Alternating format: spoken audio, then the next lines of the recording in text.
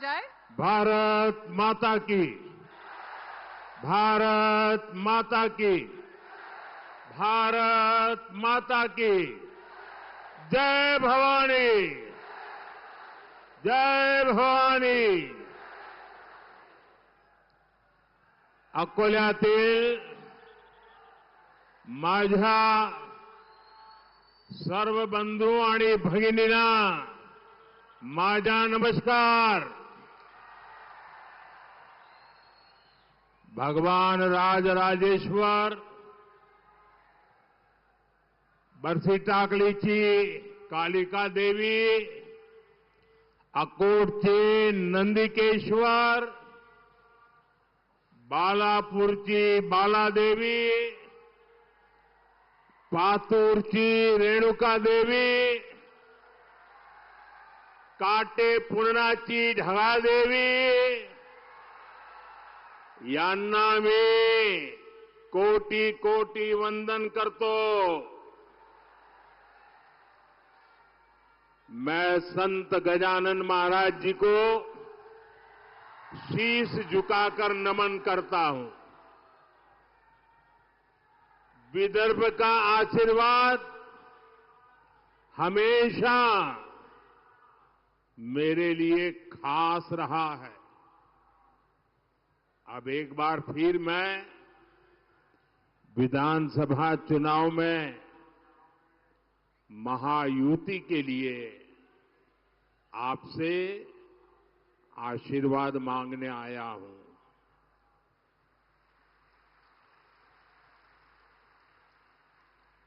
साथियों, आज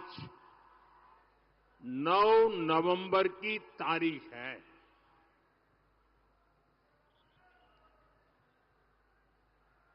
और ये 9 नवंबर की तारीख बहुत ही ऐतिहासिक तारीख है। आज के ही दिन 2019 में देश की सर्वोच्च अदालत ने राम मंदिर पर फैसला दिया था।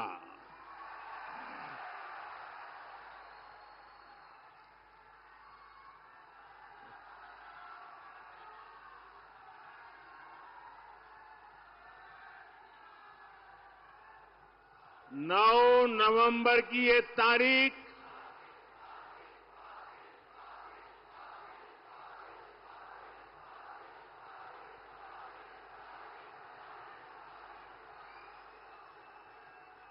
जय श्री राम।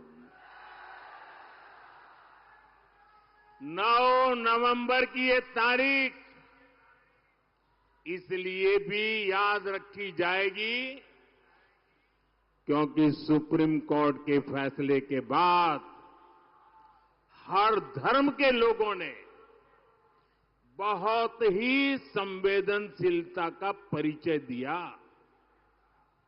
राष्ट्र प्रथम की यही भावना भारत की बहुत बड़ी ताकत है। साथियों, 2014 से 2024 ये 10 वर्ष महाराष्ट्र ने बीजेपी को लगातार दिल खोलकर आशीर्वाद दिया है। बीजेपी के ऊपर महाराष्ट्र के इस भरोसे की वजह भी है। इसकी वजह है महाराष्ट्र के लोगों की देशभक्ति।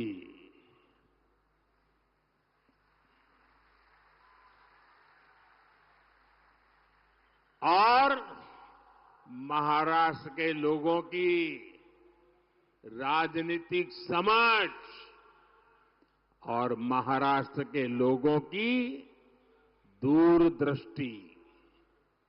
इसलिए महाराष्ट्र की सेवा का मेरे लिए सुख ही कुछ अलग है।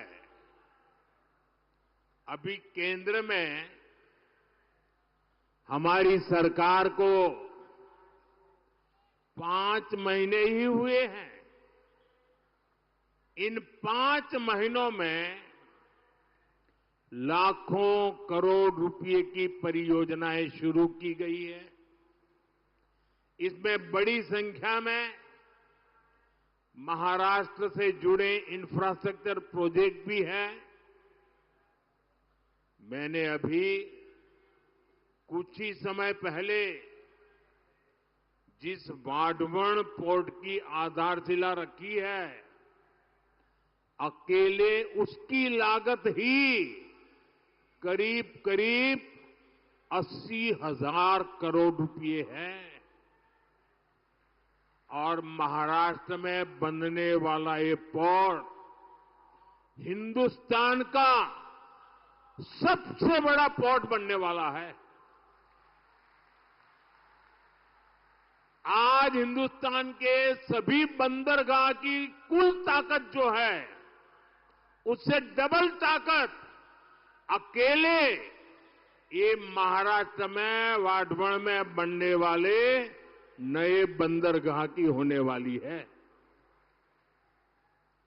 पिछले 2 कार्यकाल में मोदी ने गरीबों को 4 करोड़ पक्के घर बनाकर दिए हैं। आप बताएंगे कितने? कितने? जरा जोर से बोलिए। ये 4 करोड़ घर आंकड़ा बहुत बड़ा है। इतना ही नहीं, उस समय जो लक्ष्य था वो पूरा कर दिया, लेकिन बाद में कुछ राज्यों ने, मुख्यमंत्रियों ने चिट्ठी लिखी कि परिवार बड़े हो रहे हैं, नए लोग परिवार के अलग अलग घरों में रहने जा रहे हैं, हमारे इलाके में कुछ और घरों की जरूरत है। हमने ये बात मान करके अब गरीबों के लिए 3 करोड़ नए घर बनाने शुरुआत कर दी है।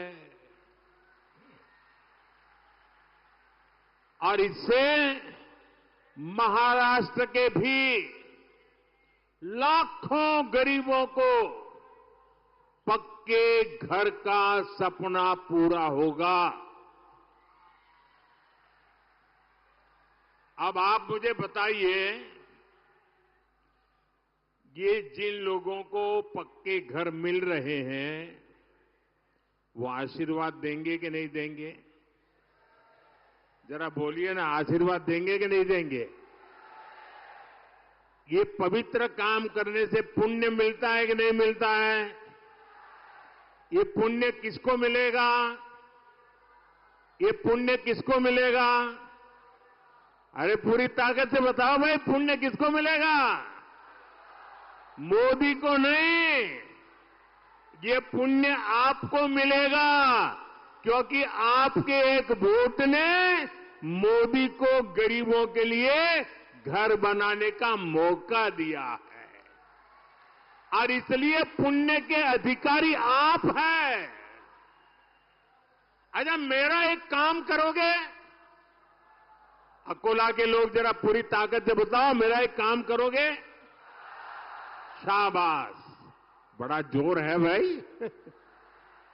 अच्छा, एक काम करना, अभी आप चुनाव में गांव-गांव जाएंगे, घर-घर जाएंगे, लोगों को मिलेंगे, और कहीं जाते हुए आपको नजर आए कि कोई परिवार अभी भी झोपड़ी में रह रहा है, कोई परिवार अभी भी कच्चे घर में रह रहा है, तो उसका नाम पता लिख करके मुझे भेज दीजिए और उसको बता दीजिए कि मोदी जी ने मुझे भेजा है, तुझे पक्का घर मिलेगा।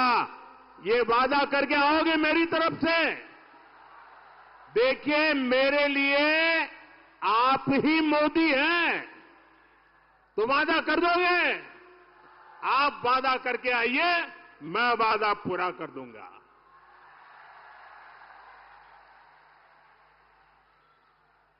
साथियों,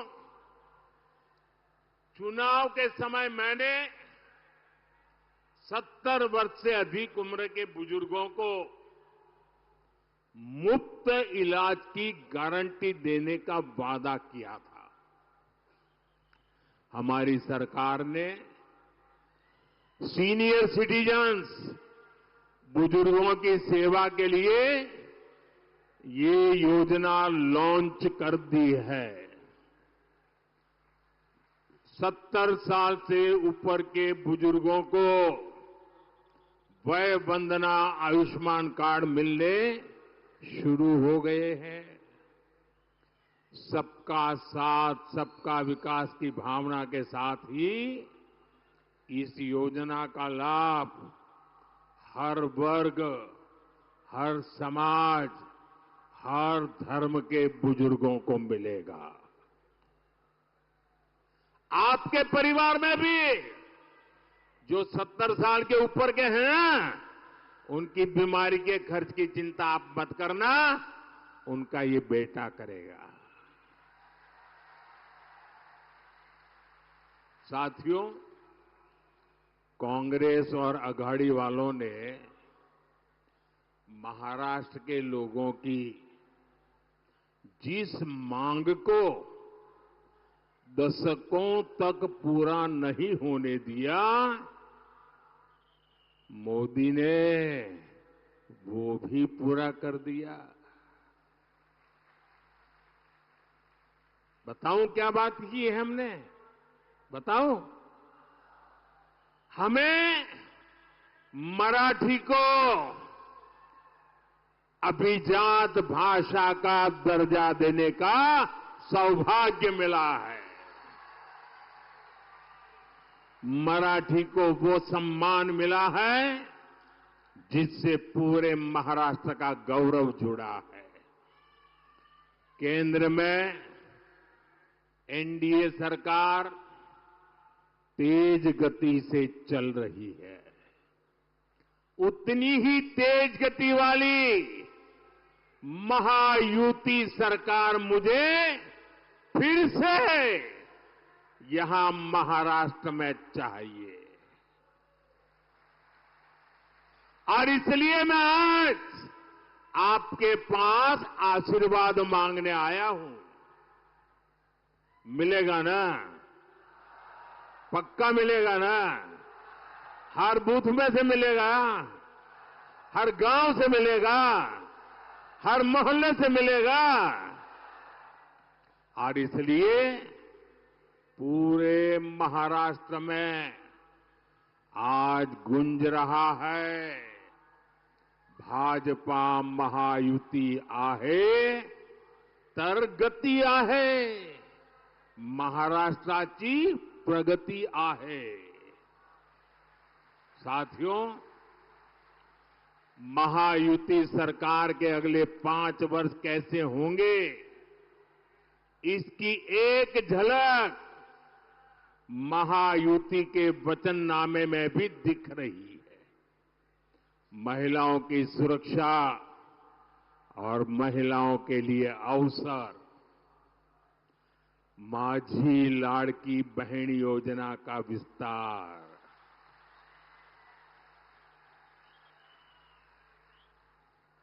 माझी लाड़की बहना इथे आली आहेत ना?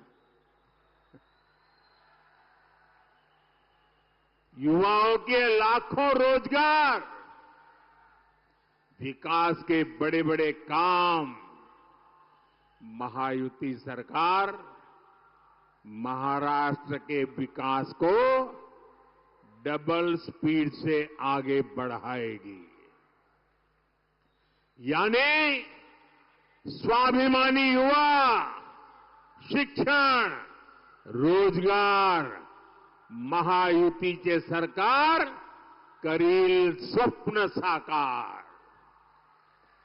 साथियों, महायुति के घोषणा पत्र के बीच महाअघाड़ी वालों का घोटाला पत्र भी आया है। अब तो पूरा देश जानता है महाअघाड़ी यानी भ्रष्टाचार, महाअगाड़ी यानी हजारों करोड़ के घोटाले, महाअगाड़ी यानी पैसों की उगाही, महाअगाड़ी यानी टोकन मनी, महाअगाड़ी यानी ट्रांसफर पोस्टिंग का धंधा। मैं महाअगाड़ी की घटक कांग्रेस का एक उदाहरण आपको देता हूं। जहां कांग्रेस सरकार बन जाती है, वो राज्य कांग्रेस के शाही परिवार का एटीएम बन जाता है। एटीएम पता है ना, लोग उसमें से पैसे निकालते हैं, एटीएम। ये कांग्रेस का एटीएम बन जाता है, शाही परिवार का एटीएम बन जाता है। इन दिनों हिमाचल, तेलंगाना और कर्नाटका जैसे राज्य ये कांग्रेस के शाही परिवार के एटीएम बन गए हैं, एटीएम। लोग बता रहे हैं कि इन दिनों महाराष्ट्र में चुनाव के नाम पर कर्नाटका में वसूली डबल हो गई है। चुनाव महाराष्ट्र में, वसूली डबल हो रही है कर्नाटका में, तेलंगाना में। आरोप है कि कर्नाटका में इन लोगों ने शराब के दुकानदारों से 700 करोड़ रुपए की वसूली कराई है। आप कल्पना कर सकते हैं, जो कांग्रेस पार्टी घोटाले करके चुनाव लड़ रही हो, वो चुनाव जीतने के बाद कितने घोटाले करेगी। हमें महाराष्ट्र में बहुत सावधान रहना है। हम महाराष्ट्र को महाअगाड़ी के महाघोटालेबाजों का एटीएम नहीं बनने देंगे। साथियों, हमारे अकोला को कपास के उत्पादन के लिए जाना जाता है। कपास टेक्सटाइल इंडस्ट्री का बहुत बड़ा आधार है, लेकिन हमारे कपास किसान को दशकों तक इन संभावनाओं का लाभ नहीं मिला। ये हालात अब बदल रहे हैं। कपास किसानों की आय बढ़े, इसके लिए उद्योग और इंफ्रास्ट्रक्चर दोनों को बढ़ावा दिया जा रहा है। मैंने महाराष्ट्र में टेक्सटाइल पार्क का शिलान्यास किया है। टेक्सटाइल पार्क से महाराष्ट्र में कपास किसानों के लिए समृद्धि के नए अवसर तैयार होंगे। भाई और बहनों, किसान की तकलीफों की जननी अगर कोई है तो वो कांग्रेस है। यहां कितने समय तक कांग्रेस की सरकारें रही। महाराष्ट्र और विदर्भ में पानी का संकट गहराता गया, लेकिन कांग्रेस और उसके साथियों की सरकारों ने क्या किया? वो आंख मूंदकर अपनी जेब भरने में लगे रहे। सिंचाई के जो प्रोजेक्ट देवेंद्र फडणवीस जी ने शुरू किए थे, अगाड़ी वालों ने उन पर भी ब्रेक लगा दिया। जब से महायुति सरकार महाराष्ट्र में आई है, सिंचाई से जुड़ी परियोजनाओं को फिर से गति मिली है।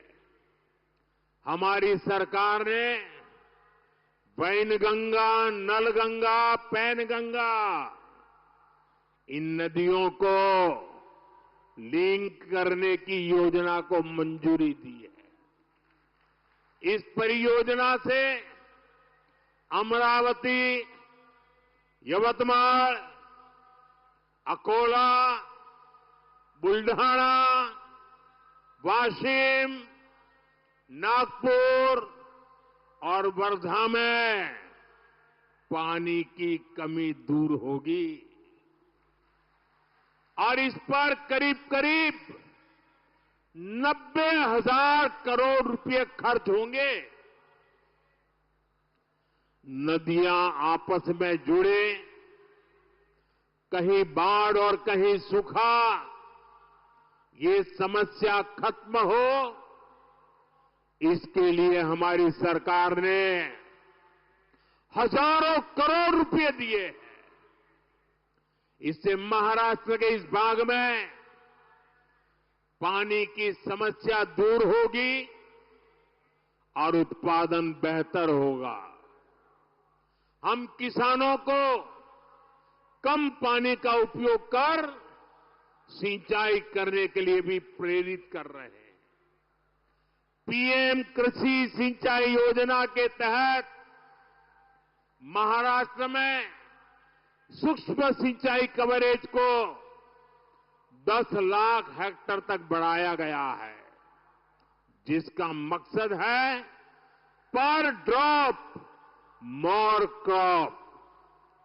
साथियों, हमारा संकल्प है किसान खुद इतना सशक्त हो कि वो देश की प्रगति का नायक बनकर उभरे। इसलिए हम किसान की आय बढ़ा रहे हैं और खर्चे कम कर रहे हैं। हमने पीएम किसान सम्मान निधि शुरू की। महायुति सरकार ने उसमें अपना भी सहयोग किया। इसका परिणाम है कि महाराष्ट्र के किसानों को सालाना 12,000 रुपये मिल रहे हैं। कपास और सोयाबीन किसान को अलग से 5-5 हजार रुपये अतिरिक्त दिए जा रहे हैं। हम किसानों को फसल के नुकसान से बचाने के लिए फसल बीमा योजना लेकर आए हैं। अगले 5 वर्षों में इन नीतियों का और व्यापक असर दिखेगा। साथियों, कांग्रेस पार्टी जानती है देश जितना कमजोर होगा, कांग्रेस उतनी मजबूत होगी और जब कांग्रेस मजबूत होगी तो देश मजबूर हो जाएगा। इसलिए कांग्रेस क्या करती है, पिछले 75 साल का इतिहास देख लीजिए, उनके तौर तरीके, उसके सबूत ढूंढने के लिए कहीं जाने की जरूरत नहीं है, अगल बगल में मिल जाएंगे। कांग्रेस क्या करती है, अलग अलग जातियों को लड़ाना, यही कांग्रेस की फितरत है। आजादी के बाद से ही कांग्रेस ने कभी शेड्यूल कास्ट समाज को, हमारे दलित समाज को, हमारे एससी समाज को एकजुट नहीं होने दिया। कांग्रेस ने हमारे जनजातीय समूह, हमारे आदिवासी समाज, हमारे एसटी समाज को भी अलग अलग जातियों में बांट कर रखा। कांग्रेस ने ओबीसी नाम सुनते ही कांग्रेस चिढ़ जाती है और ओबीसी समाज की भी अलग से पहचान न बने, इसलिए कांग्रेस ने भांति भांति के खेल खेले हैं। कांग्रेस चाहती है एससी समाज की अलग अलग जातियां आपस में ही लड़ती रहे, झगड़ा करती रहे। वो जानती है एससी समाज की अलग अलग जातियां आपस में झगड़ती रहेगी तो उनकी आवाज बिखर जाएगी, उनका वोट बिखर जाएगा और ऐसा होते ही कांग्रेस के लिए सरकार में आने का रास्ता बन जाएगा। इसलिए यहां चर्मकार जाति को कांग्रेस मांग जाति से लड़ाना चाहती है। कांग्रेस मातंग को महार जाति से, बुरड़ जाति को वाल्मीकि जाति से, कैकाड़ी को खटीक जाति से और मोची जाति को कांग्रेस और जातियों से लड़ाना चाहती है। जब आप एससी के तौर पर एकजुट नहीं रहेंगे, अपनी ही अलग अलग जातियों में बंटकर झगड़ा करेंगे तो कांग्रेस इसका फायदा उठाएगी। कांग्रेस एससी समाज के अधिकार उनसे छीन लेगी, एससी को कमजोर करके सरकार बना लेगी। यही उसकी चाल है, यही उसका चरित्र है। इसलिए आपको कांग्रेस की इस खतरनाक साजिश से सावधान रहना है। आपको याद रखना है, एक है तो सेफ है, एक है तो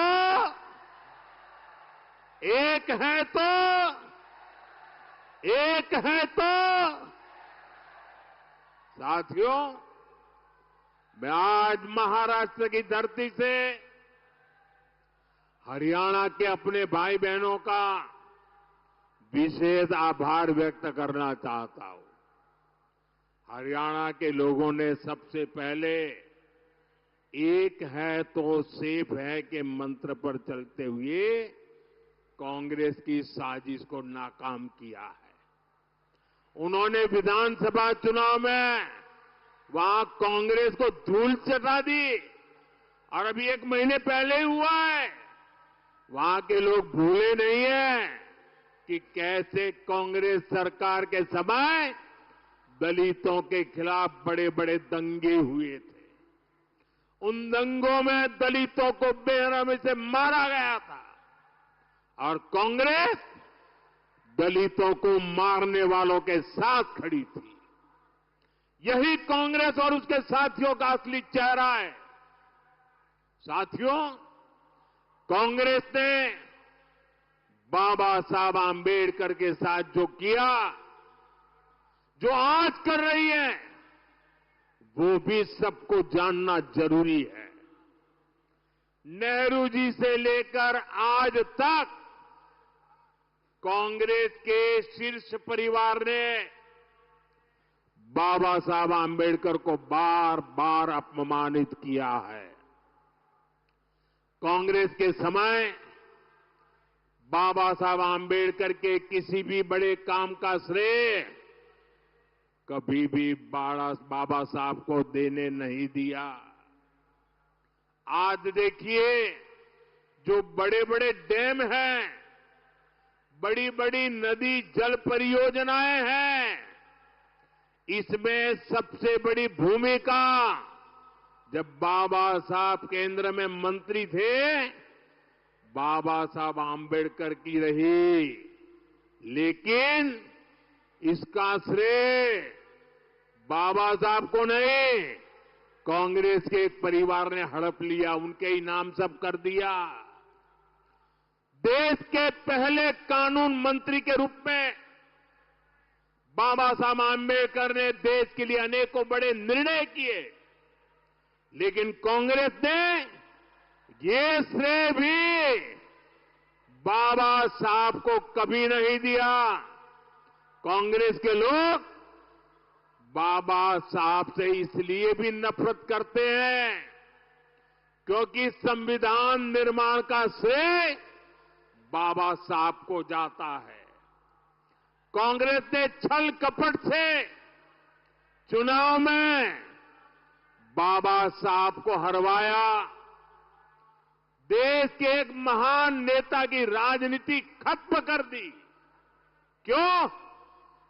क्योंकि बाबा साहब दलित मां के बेटे थे। बाबा साहब को भारत रत्न भी तब मिला जब केंद्र में बीजेपी के समर्थन से सरकार बनी। साथियों, मेरे लिए बाबा साहब आंबेडकर, उनकी नीतियां हमेशा प्रेरक रही है, सदा सर्वदा पूजनीय रही है। हमारी सरकार ने बाबा साहब के योगदान को देश दुनिया के सामने प्रखरता से रखा है। देश विदेश में बाबा साहब जहां जहां रहे, हमने उन उत्थानों को, उन सभी स्थानों को पंच तीर्थ के रूप में विकसित किया है। महू में उनका जन्म स्थान, नागपुर में दीक्षा भूमि, मुंबई की चैत्य भूमि, दिल्ली में जहां उन्होंने अपना अंतिम समय बिताया, और लंदन में आंबेडकर मेमोरियल होम, ये पंच तीर्थ आने वाली पीढ़ियों को प्रेरित करते रहेंगे। और साथियों, मैं आज अकोला की धरती से इस शाही परिवार को चुनौती देता हूं। 75 साल हो गए, उनकी 4 पीढ़ियों ने देश पर राज किया है, लेकिन इस परिवार ने अगर इन पंच तीर्थों की मुलाकात की हो, बाबा साहब को श्रद्धांजलि दी हो, तो जरा देश के सामने रखें। ये मोदी है जो पंच तीर्थ पर जाकर के बाबा साहब को नमन करके आया है। अरे दिल्ली में बाबा साहब के तीर्थ पर ये शाही परिवार का एक भी सदस्य अब तक गया नहीं है। ये इनके कारनामे है। इतना ही नहीं, देश अब दुनिया पूरी नई करेंसी में चली जा रही है। एक जमाना था चमड़े की नोटें हुआ करती थी, उसके पहले कभी पत्थर की हुआ करती थी, बाद में कभी तांबे की करेंसी होती थी, यानी अलग अलग प्रकार की होती थी। फिर कागज की करेंसी आई, अब डिजिटल करेंसी चल रही है, यूपीआई। अपने मोबाइल से पेमेंट लो, मोबाइल से पैसे दो। आपको मालूम है हमने इसका नाम क्या रखा है? ये मोदी है, जिसकी बाबा साहब के प्रति श्रद्धा है, इसलिए उस पूरी करेंसी का नाम भीम यूपीआई रखा गया है, भीम यूपीआई। और भविष्य में जब भी 100% डिजिटल ट्रांजैक्शन हो जाएगा ना, हर बच्चा हर दिन भीम यूपीआई को याद करेगा, बाबा साहब को याद करेगा। ये काम मोदी ने कर दिया है। साथियों, इन दिनों पूरा देश एक और संवेदनशील विषय को लेकर चिंतित है। जम्मू कश्मीर विधानसभा में कांग्रेस और उसके साथियों ने आर्टिकल 370 को फिर से बहाल करने का प्रस्ताव पास किया है। आप मुझे बताइए, मैं आपसे पूछना चाहता हूं, क्या इस देश में फिर से जम्मू कश्मीर में 370 लागू होनी चाहिए। पूरी ताकत से बोलिए ताकि कांग्रेस वालों के कान फट जाए। क्या फिर से 370 लागू होनी चाहिए? क्या 370 को लागू होने देंगे? तो ये कौन लोग हैं जो फिर से 370 को लागू करना चाहते हैं? अलगाववादी इसकी मांग करते हैं या नहीं करते हैं? आतंकवादी संगठनों ने 370 हटाने का विरोध किया था कि नहीं किया था? पाकिस्तान 370 का रोना रोता है या नहीं रोता है? जितनी भारत विरोधी ताकत है, सब के सब 370 का समर्थन करते हैं। और वही कांग्रेस की भी भाषा बन गई है। कांग्रेस वही भाषा बोलती है।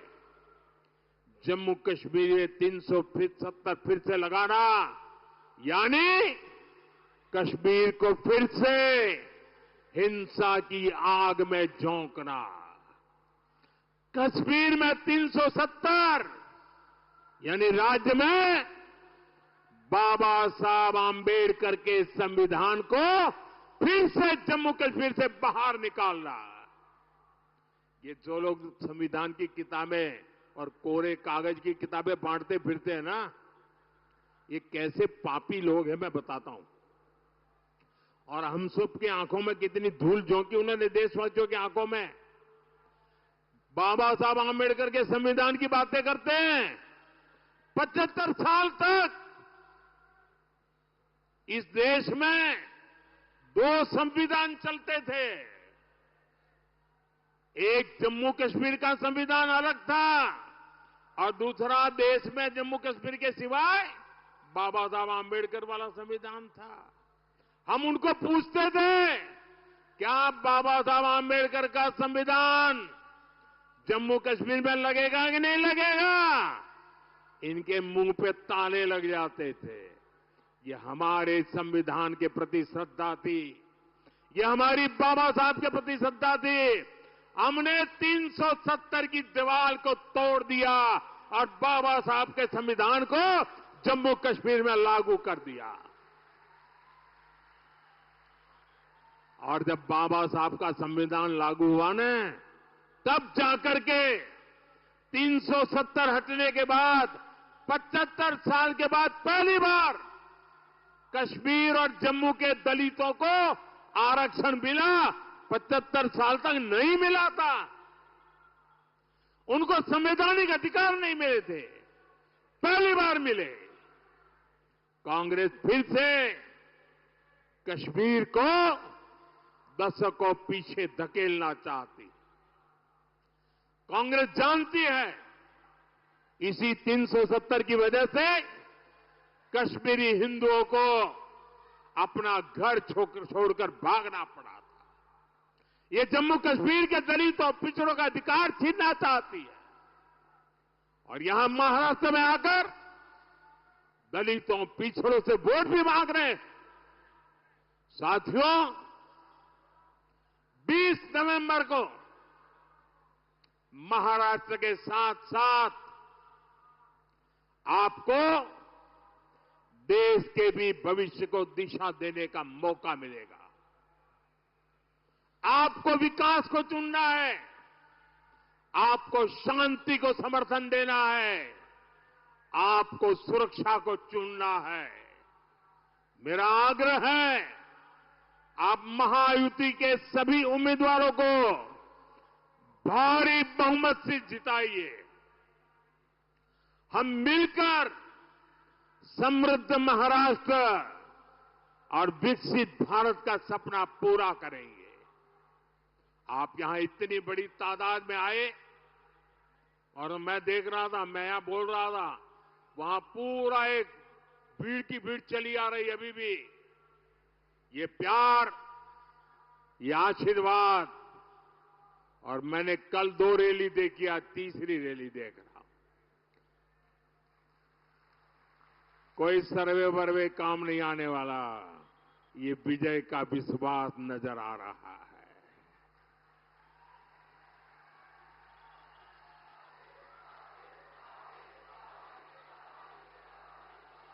आप यहां इतनी बड़ी संख्या में हम सबको आशीर्वाद देने आए, इसलिए मैं आपका आभारी हूं।